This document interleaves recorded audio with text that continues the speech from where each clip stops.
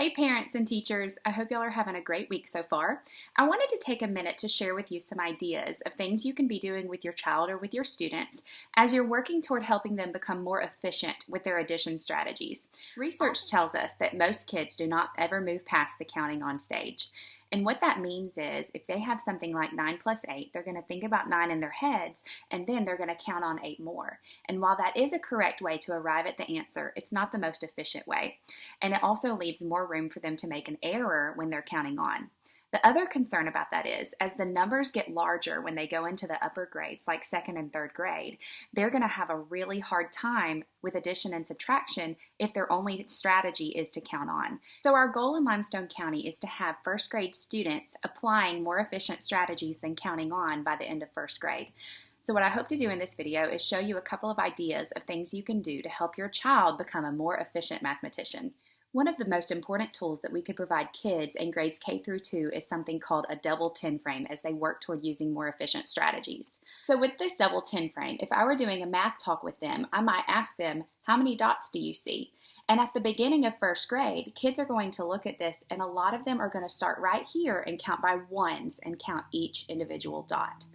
And as a teacher, I would validate for them that that is a correct way to get to the answer. But it's not the most efficient way, and so I'm going to push them to be more efficient as the year goes on. After that, I'm hoping that kids would start counting on, where they immediately see this 9 up top and then count on 6 more to get to 15. That's a more efficient way than counting all of the dots. Then as we get into the second semester of first grade, I'm going to start pushing them to be even more efficient than just counting on. So my next question for them would be, how many dots do you see? And they would tell me 15, and most of them are going to say that they saw 9 up top and they counted on 6 more. And then I would ask them, is there a way that we could move the dots to help us see 15 easier? And almost always one kid discovers that they could move one of these dots up here to make a 10. And now they easily see 10 plus 5. And they discover that it's a lot easier to add 10 plus 5 than it is to add 9 plus 6. As the kids become more fluid with using that Make 10 strategy, using the double 10 frame model, my next instructional step as a teacher would be to show them something like this. This is a really nice scaffolding piece to show them one 10 frame plus a numeral, because sometimes it can be overwhelming to go from a double 10 frame to 2 numerals asking kids to make 10. So what I would want them to do is to use this 6 and decompose it in a way that helps them to make 10, which would be 5 and 1. Then they would say this 1 can help us make a 10. And then I have 10 plus 5, which is the same as 15, and that's much easier than adding 9 plus 6. So as a teacher, my next question to them would be, how could you write an equation to model your thinking? So what they would say is, well, when I added 9 plus 6, I decomposed the 6 to 5 and 1. I added 9 plus 1, and that equaled 10.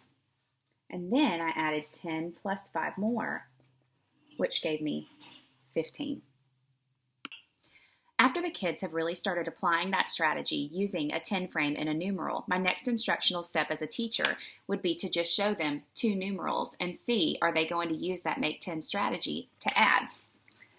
And what I would want them to do is to once again decompose the 6 to 5 plus 1 and think about how they can add 9 plus 1 to get 10.